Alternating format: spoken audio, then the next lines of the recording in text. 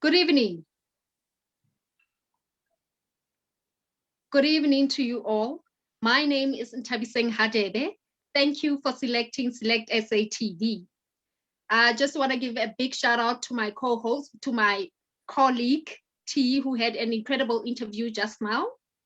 This evening, I will be speaking to an author, an inspirational speaker, a pastor, a human capital expert that is widely recognized for his inspirational content on Monati Breakfast Show, Lesedi FM, Mr. Thapelo Jonas. Welcome to Select SA TV, sir. How are you doing? Hi, Tabi. Thank you so much. What a beautiful intro. I was just sitting here for a second and thinking, is that me? Yes, so it thank is. you so much for having me. And it's an honor to be here. Thank you for your patience. We were running a little bit late. We thank you. We thank you for your patience. Before we go any further, before we start, could you give us a brief description of who Thapelo Jonas is? Where is he born and bred? Who is Thapelo Jonas? Wow. I've never been asked that. I think it's one of those very difficult questions. But well, Thapelo Jonas is many things, to so many people. Number one, I was born and bred in Thapelo some 30 or so years ago. I come from there. I really am a product of the place through and through. I was raised by a single mother, who really did her best, to raise, a couple of us. I've got two siblings, I've got two sisters, and a little brother. I went to school there, and literally as things basically would have it, I really was just a very curious child. I was one of those children that was very curious to learn, so many things. I was involved in debates. I was always that person that is curious, to just have information. Basically that's how I grew up. I grew up in church. I was a very spiritual person from a very young age. I always just wanted to help people. I always wanted to use words, to change people's lives. And there's just so many things. That's just a very long kind of a history that I think, in absence of parameters, it's quite difficult for me to say which should I include and which I should exclude. But that's basically how I grew up. Up until this is basically where we are. And I was a C student at school. I was always a C student, never an A. Many people think today that I was an A student. I was not an A student at all. I've always been a very good C student who communicated very well. In fact, when I finished with school, so when I matriculated, one of the very first things I was fascinated by computers. So my first real qualification was in IT. Obviously I thought that I was going to be one of the best programmers ever, because I was fascinated by that. But I grew up, and as soon as I finished that particular diploma, I went to teach in Stexprate in the Eastern Cape for 2 years. I was teaching, computer studies. Ended up teaching, English. I ended up teaching, basically the entire high school, specifically those kind of subjects, as a governing body kind of a post at the time. And as God would have it, in 2006. I got a lecturing post in Kimberley, as a computer lecturer. And that's basically where my life really just changed, because, when I arrived there, I thought it was just one of those things. I was going to be, a lecturer, just do my job and just be that particular person. And it became a place that really contributed to my turning point as a person. And that's a place where I met my wife. And so there's just a lot of things, but that's basically me in a nutshell.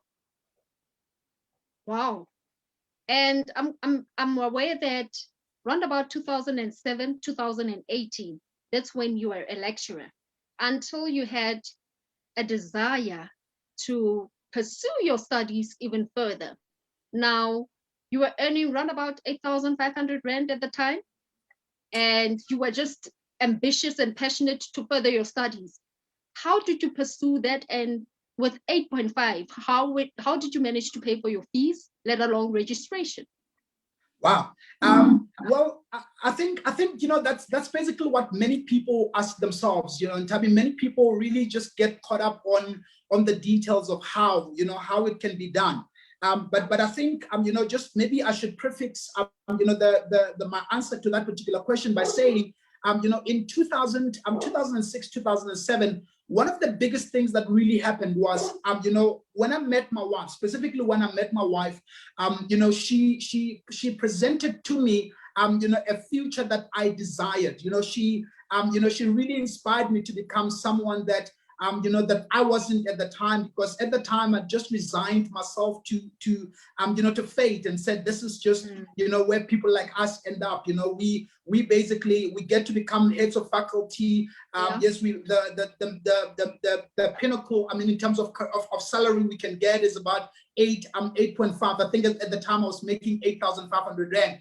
But when she came into my life, I realized that it was not going to be a change of programs or change of programming that was going to do it for me. It was the change of the operating system. I had to really change the man I was. If I was going to be the person, that really needed, that really, could afford and be the person, that this woman really needed.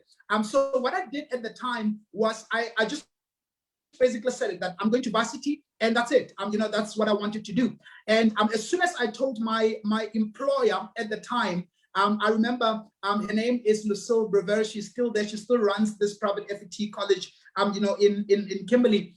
She said to me, "Are you serious? You want to go study?" And when I said to her, "That's it," she said, "Not a problem. I'm going to structure your classes here with the classes at varsity, and I'm going to pay for your registration." My registration was basically paid like that. So as and when I made decisions, I saw provision just follow just like that. And in your book, Made to Win, in chapter 2, you mentioned something very profound, that we all have an innate feeling to become better. Now, I believe that your girlfriend then, who is now your wife, was a doctor. Was she already a doctor when you were pursuing this academic pursuit of yours? Was she already a doctor by then? Yeah, she was. So she when we met, so I met my wife in her first year of doing her internship. So this was basically the very first year, when it just started out. She just graduated from medical school, and she was just what she wanted was, she wanted to do an internship in Kimberley, as one of the places that was chosen for her, and that's basically where we met. And obviously we met in the year that she started. So in the very first year that she started in Kimberley is actually the year that we met. And like I always say, to many people, that at that point, I really thought she was out of my league. I really thought, this is not the kind of goal that happens to people like us. But she, and I think as people would just learn in this particular interview, she really became a critical turning point in my life, in my destiny, and I really became a better man because of that particular decision back then. Interesting. Now, I just want to imagine this. You are a young man from Thapelo, earning 8,000 rand. Where did you get this resolute fearlessness to pursue a doctor? Wow, that's a well, and this is, I think that's a very important question, Tabi. But I must say, I did not pursue her. And that's basically what many people have got to understand. I really knew that she was out of my league when we met in church. We were in at a rehearsal because both of us were in the praise and worship team at the church at that point in time. And so what actually happened at that particular point, I really just for me it was not an idea of I'm going to pursue her. I knew that this is not what's going to happen. But as and when we became friends, one of the things that really happened over and over again was I kept on, falling in love with this woman. I kept on falling, for this particular woman that, I thought was out of my league. And just one thing led to another. And at one point, I just came to the point where I said, I'm believing God for this, and I'm prepared to do anything else, and everything else that is in my power to make sure that she becomes mine. And yeah, I think it's about 13 years, or 12, 13 years now, and we're still here. Wow, that's incredible. Now, I remember you telling your story somewhere on another platform, mentioning something that is very thought-provoking. You said you asked your girlfriend then, who is now your wife, to wait for you for 5 years so that you can pursue your academics. Now, what fortified such an incredible endurance to say to her, please wait for me. I want you to have me as a man having reached this particular desire or this particular level or pedestal so that we can intertwine and do life together? Sure. I think to answer that question, Austin Tabi, for me, and I think this is what many people do as well. Many people, tell you what they want to achieve. Many people, really want to do well in life, but no one tells you about that particular process. But I'm really a firm believer, of one of the scripture that says, who among you intending to build a tower does not sit and count the cost.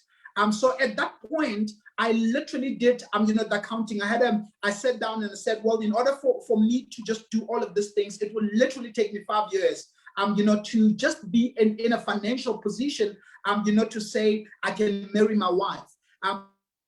So many people, when they talk about these kind of things, they don't tell you that story. They don't tell you, that particular fact that, this is basically what happened. So I understood how long. I understood the price, for the dream I wanted to pursue, and I wanted my wife to buy into that particular dream or into that particular vision, and she did. So I wanted to spend the rest of my life with her, and I had to be honest with her at that point in time to say, well, there was no way I could afford to, give her, the wedding of her dreams, not to be the husband that she really wanted at that point in time. And she did, she bought into the idea, and she waited for me for 5 years. And I remember when we finally, in 2013, I got married to my wife in 2013, which was actually one of the biggest years for for us in terms of basically in terms of our lives. We bought the house of her dreams at that particular time, took her to Mauritius for our honeymoon, and a lot of things just basically happened. So I just became true to my word. Which is one of one of those scarce commodities today. Many men are not really true to the words today. So I really stood to my word, and I was bonded to it, to the point where I said, well, this is what I need to do, and this is what I'm going to do, and I did that. And you did indeed complete your bachelor's degree in marketing and human resource management within that record time set. I did. Well, in fact, well, in the 5 years, I also got an honors degree in business management. Wow. So I did 2 degrees. So I got my BCom degree was in marketing and HR, and my honors degree was in business management. So I was able to do that. Obviously in the 5 years that I asked, obviously from her, and that particular decision has really catapulted our lives, in ways unimaginable. And that's basically sometimes what I think in that particular process I learned, that every place we're going in life, literally, it will take time, it will take sacrifice, but once you pay the price, for what you want to achieve in life, the fruits are just, they're just beautiful. And in terms of achievement, the achievement really becomes quite stupendous. Wow.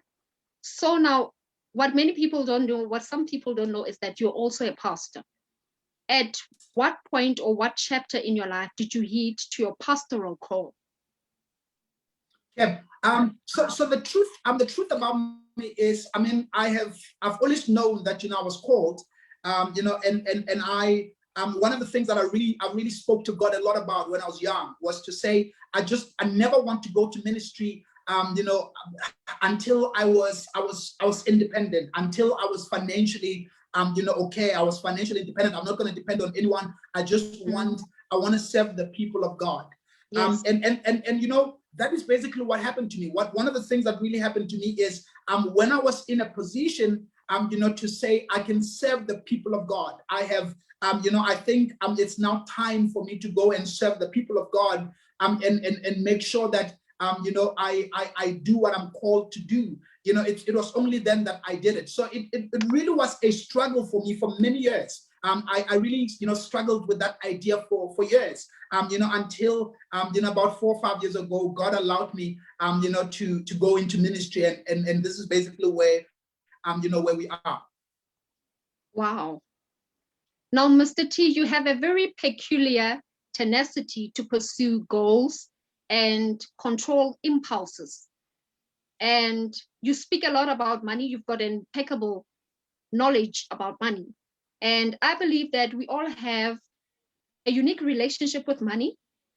And usually this association comes from our upbringing. How how did that influence how you grew up, influence your the way you manage your money apart from your academic? Wow. I've got to be very honest here. It messed me up. When I was growing up, I was raised by a single mother, who really, despite her best efforts, she did really good, really well in raising all her children. But in that particular process, one of the things that my mom, mistakenly taught us was to confuse credit ownership, for ownership. So in my house, I don't know if, many people that, that really follow me will understand the story that, in my house, if we could afford to pay the installment every single month, it was basically okay. And that really created a very wrong blueprint. That it was until I was, I'd met my wife, I was a bit older, that I had to deal with that. Because remember, when we speak about the financial blueprint is inculcated in 3 primary ways. One, it's verbal programming. Two, it's modeling. And 3, it's specific incidents. Now, let me explain that. Now, verbal programming is literally the preset design, how everyone deals with money, has to do a lot with what you heard when you're growing up. So if you grew up in a family, where they taught you that money doesn't grow from trees, if you grew up in a family where, money was always scarce, if you grew up in a family where people spoke words like the love of money is the root of all evil, chances are you are broke today. Chances are, you're finding it very hard to really just accumulate, great amounts of money, because that's that. So it was that blueprint, or that pattern that I got from my mother that really affected me. But what happened was, when I met with my wife, one of the things that had to happen was I had to really just adjust and say, what is it that I need to do differently? And it was at the same time that I started to read a lot of books, on personal finance, and really, just open myself up to, illumination where finance is concerned. And for the past, I think for the past 8, 9 years or so, my life has just really taken, great turns financially, because mainly in the fall, I had to redesign my blueprint, the financial blueprint that I adopted from, from the dominant financial figure in my life, who was my mother at the time. So today, I'm a totally different person, because I had to go and learn how to recondition that particular mindset. And that's basically where we are. Wow. Now, our manuscripts tend to correlate certain statistics such as debt and financial behaviors. Now, to what point did you manage to identify your manuscript? At which point in your life? Well, I think everything else, that pertains to money for me, was, I talk a lot today about bad debt annihilation. I teach people today how to get out of bad debts. I teach people today how to live below their means. I teach people today, how to buy cash flow positive assets. But literally in our house, we were always in debt. There was never a time where it's only of late that when I was a little bit older that I could teach my mother how to get out of certain things. But debt was always a thing. I know how to really owe credit cards. I know how it is to just get in so deep that I just didn't know what I was gonna do. But literally what happened was, look, I think the best way to explain it is when I just got just a bit of knowledge where personal finance is concerned. I started, the kind of person I am is once I learn something, I just don't stop until I'm an expert in that particular area. Yeah. And I learned every single thing. People know that just in last year I read almost 50 books on the subject of money. And it's just one of those things that I just want to learn. I want to be able to learn, how can I become better? How can I become a better person? So all through my life, to answer your question, all through my life, debt was like a primary way of living. Until I learned better, because when you learn better, when you know better, you begin to do better. Wow. Now, being the prominent person that you are today, and the millionaire that you are, have you ever encountered a very loud failure, and in a much more profusely way that till this day you still remember? Well, it's a very difficult one for me, because I think when I was young, I was telling you now that I was a C student all my life. I was one of those C students all my life. But I think from that point when I knew better, I have never ever got myself into the game that I knew I was not going to win. So every single thing that I just immerse myself in, I know for a fact that I'm going to win. I don't start fights that I'm not going to win. I don't play far away from my strengths. I don't play, so I literally, and I'm saying this with absolute humility, there is no game, there's literally no game that I find myself in, or I put myself in, that I know that I'm not going to win. And usually, this happens to a lot of people that play far from their strengths. They want to play in games that they heard, there's money in it, there's something else. But I don't do that. I only play around my strengths. And that particular decision has fed well for me. And it has really enabled me to transmute most of my desires into the physical equivalents, including money as well. So that is basically the true manifestation, or the transmutation of desires that I hold very dear, are a result just solely because I play only in areas or arenas that I know for a fact I'm going to win. Now, we all know that with every level of affluence, there are critics. How do you silence the voice of critic utterance? Well, I think in the era of Facebook, I block you. It's like one of those things that that's simple. In this era, it's quite easy, and I think that's one of the things that I can't handle very well. I try by my utmost to just make sure that I don't allow negative energy around me. So if people follow me, I've got about 8,600 people that follow me organically on Facebook, over and above the 5,000 people that I have. So usually when someone will say something, or they'll say something nasty, and when they say something like that, it's quite easy for me. I block them. I just don't want that energy. I'm not about that life. I cannot deal with that particular energy. And I think it's quite easy to do that. So in most arenas, we're able to just decide who do you shut out, and who do you basically allow in. And that's one of the things I've been doing quite well. To just say, if I don't agree with something, I'm going to make sure that I shut that out. Wow, that's incredible. Now, Mr. T, your parents divorced when you are a minor. Now, Yeah. you are a very passionate man when it comes to family. Is that influenced by the divorce that happened within your family that made you have a different mentality and perception concerning how you want your family or the kind of family that you wanted to have? Well, I think the absence of my father, in my upbringing, it's in no means, a reflection of, the absence of male figures. When I grew up, I had a lot of mentors. I had a lot of, many people think that I was just always like this. I just had a lot of mentors.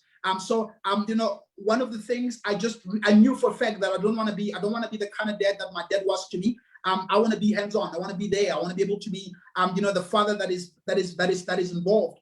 And I love my dad. We are okay now. We talk. I meet him once or twice a year. We basically come together. But I had a lot of mentors. As and when I came. And it was those mentors and the role in my life, that really just changed my trajectory where parenting is concerned. I knew the kind of father that I wanted to be because I always saw, the kind of fathers I had. Most people know, the dominant figures in my life. And most dominant figures or mentors to me are great fathers. They're just great in business and they're great in ministry. They're great in the things that that I'm passionate about. So I had a lot of guidance, and that's basically the reason why I became the man that I am today. Now, Mr. T, your words remain. Have you always been a public speaker, or did you always know that words and people are what you wanted to pursue? I think that's a very, very important question, and also Tabi. And everyone that went to school with me, everyone that was in high school with me will tell you the only thing. Many people were good in sports. Many people were, some people were good athletes. Some people were good in soccer. Some people were good in. The only thing that I was extremely good at was always public speaking. So even in my school, my teachers paid for trips for me to be able to just go and represent the school, in public speaking competitions. That was always my thing. So I've always known that words, I understood the power or the creative ability of words. I understood, the vibrations that words obviously carry. And it's always been the one thing that I wanted to surround myself with, and I just wanted to make sure that I use it in every single arena that I find myself in. So it's always been there. I've always known if it's got nothing to do with speaking, if it's got nothing to do with people, I don't want it. Because it means I'm not good at it. It means I've got nothing to offer that particular world. So I only play in the arenas that I know for a fact that I'm going to win in. Wow. And I personally believe that you are one of the greatest speakers in South Africa. And you have this, I don't know whether to call it hatred or what, for poverty. And it's painful because many of us think, especially Christians, we think that poverty and holiness are incompatible. Yet the message that you put out there is that it kind of says to me, and I stand to be corrected, that the greatest form of righteousness is prosperity. Am I correct? You are absolutely correct. I put something out today on social media. When the Bible says a thief cometh not but to steal. Everybody knows that story. They steal, they destroy, and they kill. They know that particular story. But Jesus says, "I've come for them to have life and have it in abundance." So you cannot take out prosperity out of the abundance equation. It's impossible for you to do that.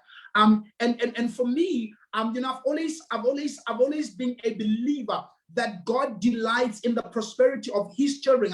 I'm a father, and as a father, I want my kids to succeed. What kind of father does not want his kids to succeed?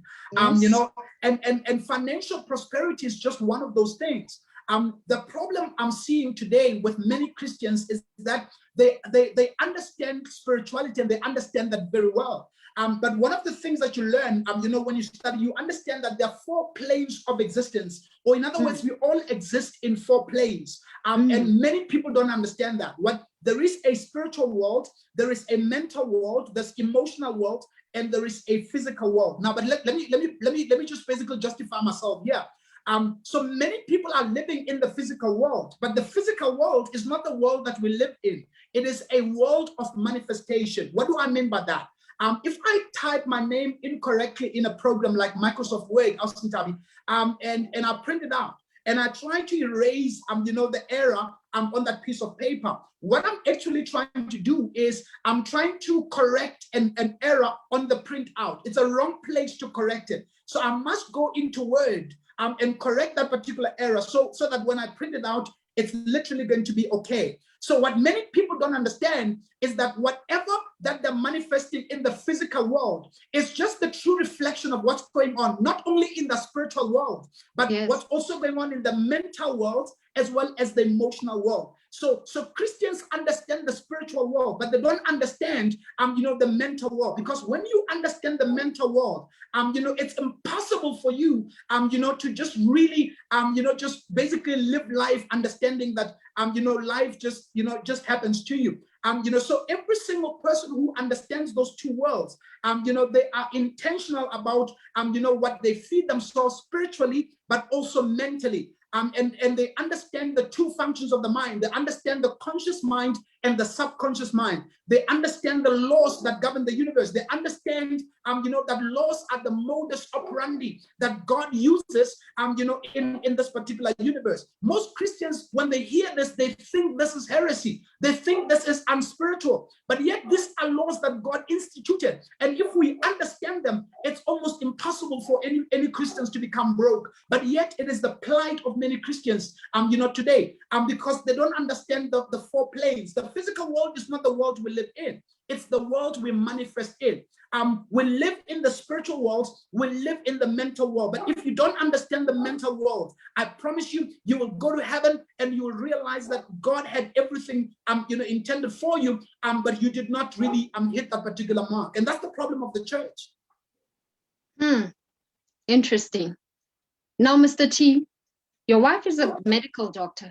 You have closed your academic gaps, but you still have this urge and you strongly, firmly believe that we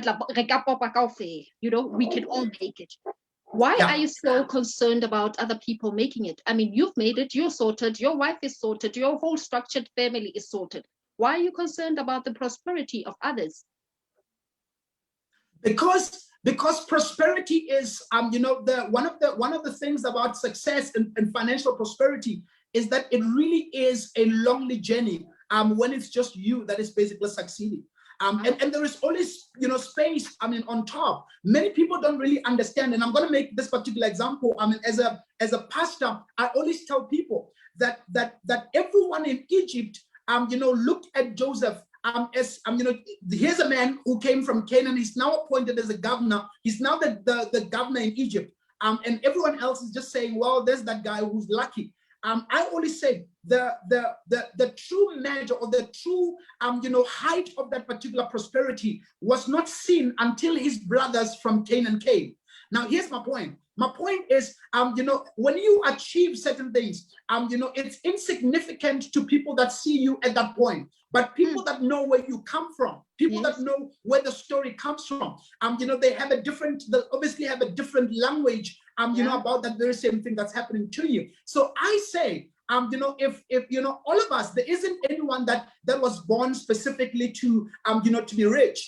All of us, we are all God's children. All of us are made to win. And it's the truth. We are all made to win. We are just programmed to fail. So mine, or my task in my generation is just to fix the programming. To just say to the guys, no, it's not like that. So I'm really just breaking and shattering the walls, that religion, our upbringing has just inculcated over years. So the reason I that is met with so much hatred is because I'm shattering walls that have been erected for years. Wow. Now you are an embodiment of fitness and good health. What propelled that? Is it you being the success that you are, believing that image has everything to do with being mentally healthy here and be mentally healthy body-wise, physically? Kim, well, it's partly that, but what's important is the minute you get obsessed about winning, the minute you get obsessed about winning in the game of life, not just money, but the game of life, you understand that the game of life is a very long game. It's what Simon Sinek calls an infinite game. We play, for as long as we can play.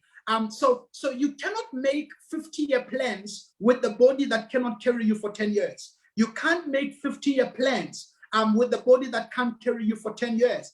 So literally, when you're obsessed about winning, when you're obsessed about playing in, this in infinite game, you are bound to make sure that you take care of your health. So I watch what I eat. I basically watch, my body, because I understand for a fact now that if I want to play this game for long, I've got to make sure that mentally, my body's able to carry me. My body's able to take me to all the places that I want to go to. So it's the obsession with winning that really propels, the kind of behavior or direction that I'm taking in terms of fitness and in terms of health. Wow, interesting. Mr. T, I have a lot of comments here. Can I just quickly read them before people become angry at me for not reading their comments? Yes, please. Yes, please. Tato Moetinyane, this is powerful. This is power to the people, and indeed, Rekapapakaofe. Tato Moetinyane again, powerful. We live in the spiritual world and we manifest in the physical world. Teki so blessing Majake, inspirational in so many ways. Teki so blessing Majake. Babloke TJ. I assume he's speaking about the critics now. Yeah. Tepo Khadebe, can we have some tea? Thapelo Jonas. Wandile Kwandam Shongo, financial lessons of this nature are really needed in our schools to program the minds of our next generation when it comes to money. Bianca Tabile, Mocheseng, forgive me if I pronounce this wrong. My role models, Tarasaga, I've learned a lot from you. I've learned a lot from this financial man. Sefali Diegetseng, my role model at all times. Nombula Violet Moloko, a man of his word. Cherish Bundisa Maholwani, the power of a single mother. Nombulo Violet Moleko, your story of meeting and marrying your wife always fascinates me. From us, our producers, Select SATV, our CEO, you sound like an A student, if that's even an A thing. Wow. Wow. Single mothers be carrying the nation of their back. Power to the single mothers raising incredible children. Wow. So your mom is an inspiration to many people. Wow. She did a great job indeed, a fascinating job indeed. Wow. We have more, but I'm just going to read a few because I want to get into other things now. Now, people are quite adamant to know, how did you get to be an inspirational speaker on the CDFM? Who did you call? That's a very, I think that's the question that I always get asked a lot. And I think that's very, very important that, and I've said it over and over again, I've answered it. I didn't get into the CDFM by connection. I didn't get there by anything else. In 2017, I was doing exactly what I'm doing on Facebook every single day.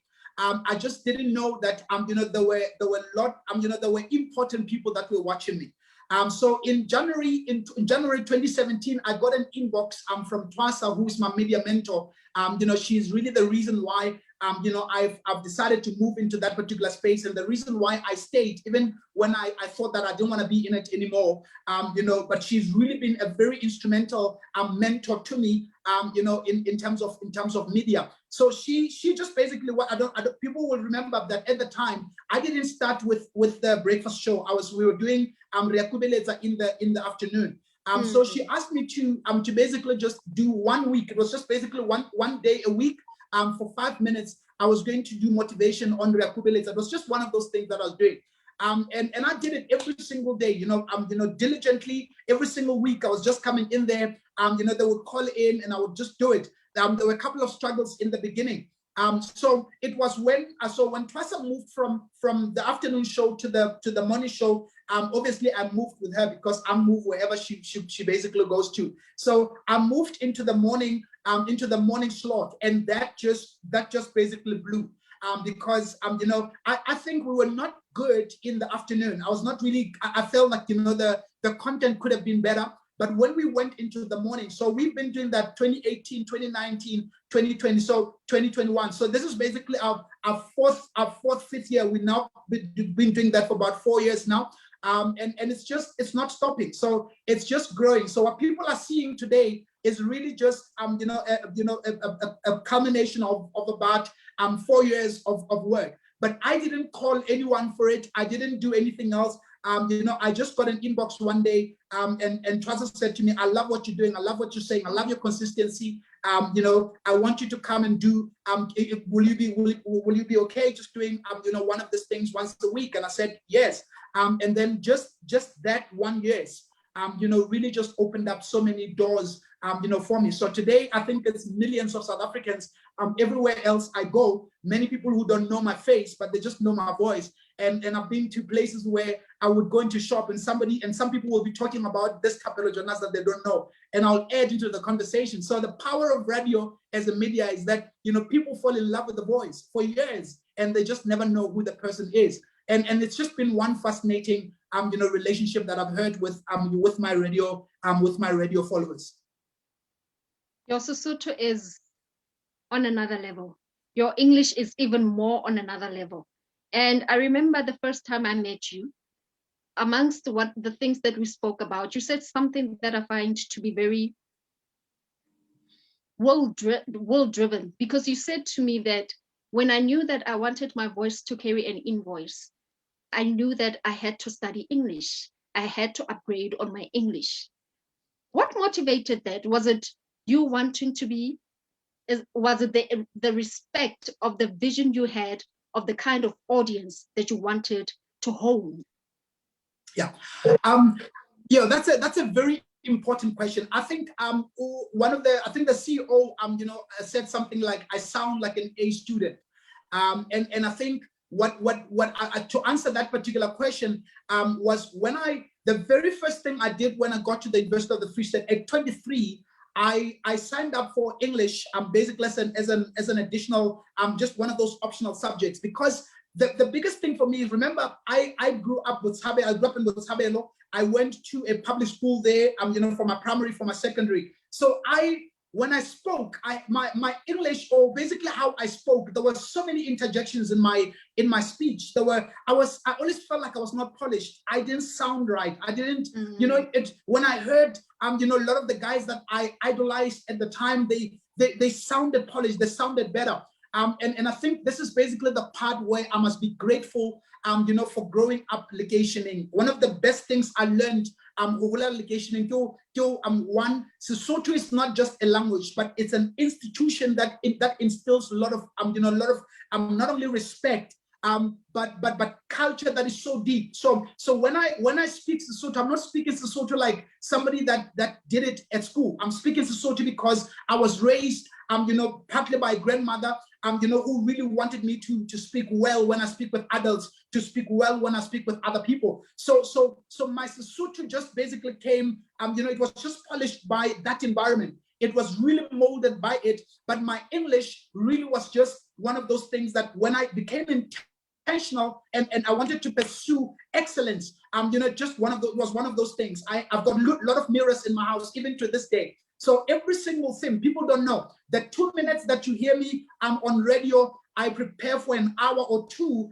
for that particular 2 minutes. Every single speech, every single thing I say to everyone, literally everyone, every single speech, it's rehearsed over and over again. I've spoken to myself over and over again, because I've realized any person can outwork any background.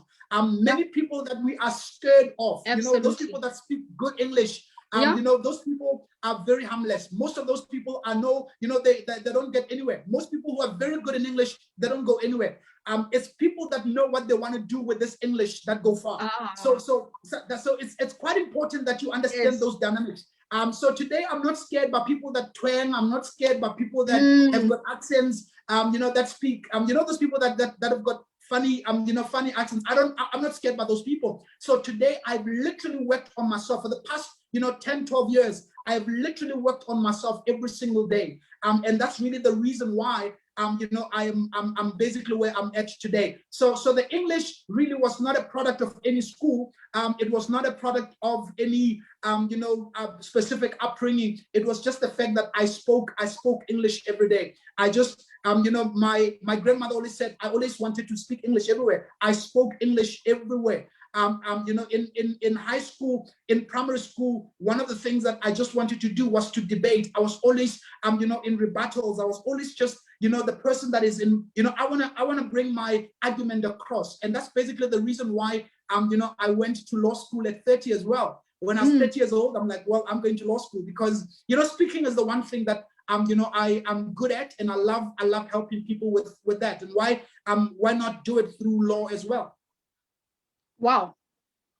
So you went to university at 30, got your degree, 2 degrees in 5 years. At 23. So at 23, I went to go get to university.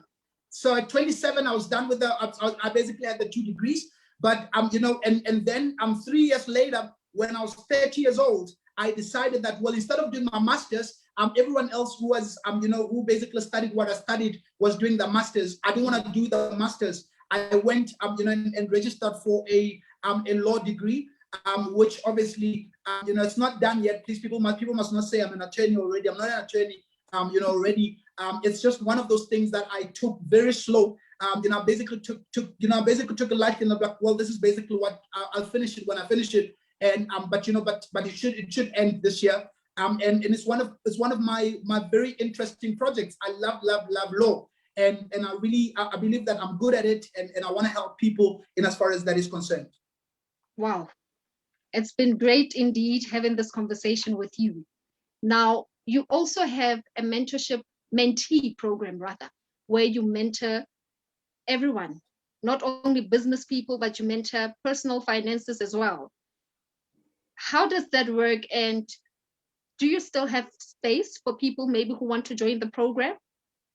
Okay, so number one, I need to make it very clear to people that I am not a financial advisor. I am not registered as such. So in fact, what I do is I just provide coaching based on my own experience. So obviously that's a very good disclaimer. So I run a very exclusive. I've got 24 mentees in my program right now, in a personal and exclusive personal finance coaching program that has got 4 pillars. It's based on 4 pillars. One is we basically speak about getting rid of bad debts, creating emergency funds, and living below your means, and making sure that we are buying cash flow positive assets. So people will understand when I speak about cash flow positive assets, my focus is only on shares, ETFs, as well as unit trusts. So basically, those are things that in my life for the past 8 or 9 years, I've built, my wealth. I've basically built a portfolio around those kind of things. So what I basically do now is I guide and coach people based on my own experiences, to be able to say, this is basically what I've done. This is what you can actually just do. This is how you change your mindset where these things are concerned. So we still have got we still have got space for that particular program. So people do, the guys on that particular program, they just basically pay me $450. I think it's $450 a month for that. But we basically look through, everything else to say what is it, what can I help you with, as far as that is concerned. So that is just basically what the program is about, and it's got a lot of results. It's gotten results in such a way that it's just shocking. It's just really amazing how people are just coming to me and say, that works. And that's basically one of the things that I always say, money is a very, very easy game to play. You gotta be able to, once the mindset changes, results just basically comes up very easy. So it's important that you just change that. So I'm dealing more with the mindset, and as soon as that happens, a lot of things are happening behaviorally, which is basically changing people's lives. Wow, it has been indeed a privilege having this conversation with you. The book, Made to Win. I have my copy.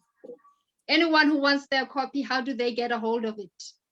It's an incredible book, The 9 Irrefutable Laws to Win the Money Game. Yes. Wow. I've read Thank it. you so This much. is a very good book.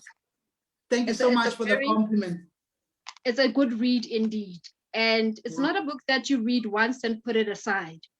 Whenever you're facing financial challenges or you need motivation, because here you speak also about certain fears that you had to encounter, or that you encountered that you had to conquer. So it speaks a lot about things that happen in life, and it teaches us how to be cautious with our money spending and how to be good investors, basically. Yeah. So yeah, I think with regards to the book, that's the book that came out, just before we went on to, the lockdown level 5. In March, we released that. Oh, in fact, today is actually the very first. This is actually it's a year. It's almost a year full. That we've released that particular book. Wow. And it's one of the best projects that I've just basically released. In the book, I speak to you guys about, what happened. When I stopped settling. I show you, I basically show people what happens when you discover your own ignorance, when you close your own gaps. I show you what happens when you define your own win. Because money means different things to many people, but you need to define your own win. I show you in the book, actually the money management system, that I've used over the years. I show you the importance of finding a financial mentor, and I think it's just, these are some of the topics that I discuss quite in depth, as far as the book is concerned. So anyone that's looking for that particular book, you can go to Thapelos. We're now living in the digital age where you can go to Thapelos right now. So on Thapelos, you can just put in the made, just type in the Made to Win, or Thapelo Jonas. My book will basically just come up there, and it's 149 rand a copy, and they'll basically deliver that to you within 7 days, and it's basically one of the hassle-free ways of just getting that particular book. But I think I've gotten results, from a lot of people, feedback from a lot of people that have just really just said, yeah. And Tabi is an example here. But the book just worked, man. The book just really worked. These are laws that really govern the money game, and I've used them in my life. And here we are. Wow.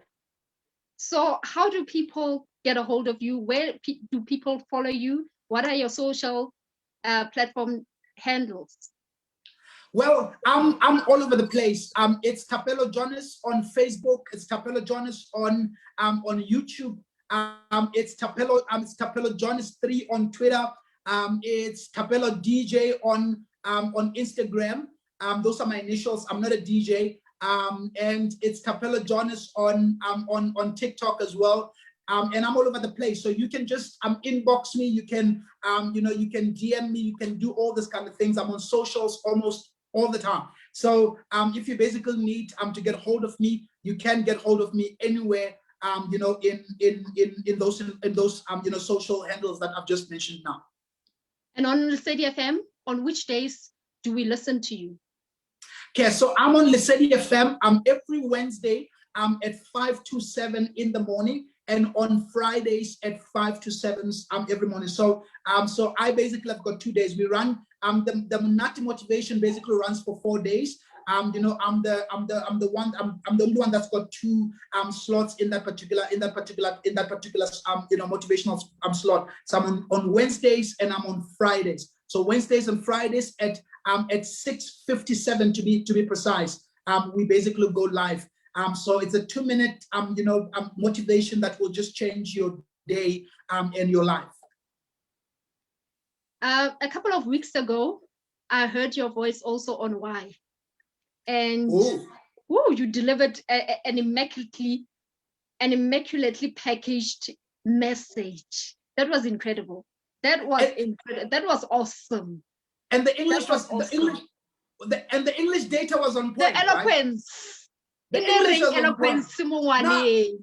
Now, when you go to Joburg and you basically visit some of this this fancy youth radio stations, you want to make sure that you come loaded and ready for to deliver. So one of my friends, Sapta Siabonga, is one of the guys that we studied together, but he's one of the big DJs there now. And he asked me to be able to do that for for some time. And I did, I think, for 2-3 weeks. I basically did that at Y. And it was a great opportunity. So he's a friend, and he's one of those people that when I started my very first show at Koffs FM, I did an interview with him. So when he went to Y, he basically wanted me to come and just basically do a little bit of the motivational stuff that we do, and we did that, and it was just something that we did for a time, and it really worked. So I think most people will be seeing a lot of me basically on not only on the online platforms, but a lot now on not only radio but also moving into the traditional TV media as well. I have learned a lot from this interview. Your audaciousness and intrepid. You are an inspiration, sir. You emerged from the ground of humble beginnings, and now you are owning the land of greatness. It was a privilege having this conversation with you. Thank you for honoring our invite. We have learned a lot from you, and I will continue following you. You are an inspiration. Thank you for this conversation. We took a lot. I learned a lot. I gained a lot. So thank you so much. Thank you so much, Tabi. I think I just have to say as well, I follow you the same way that you follow me. And I think people think that I have got a great notion, but your choice of words, we always laugh and we make jokes around when I come to your status updates, I come for the lexicon, I just come for the words. So thank you so much for teaching me a lot as well. And I think it really was a destiny encounter that we met, and I think we're still going to go far. So thank you so much for the invitation, and I also just want to say thank you to everyone that watched us in this particular slot, and I'm really grateful for the invite. As Select SA TV, thank you, sir. Thank you. Pass our kind regards to your wife and the boys. We are truly humbled to have you. Thank you so much. Thank you so much. Have a blessed one. Bye-bye. Bye.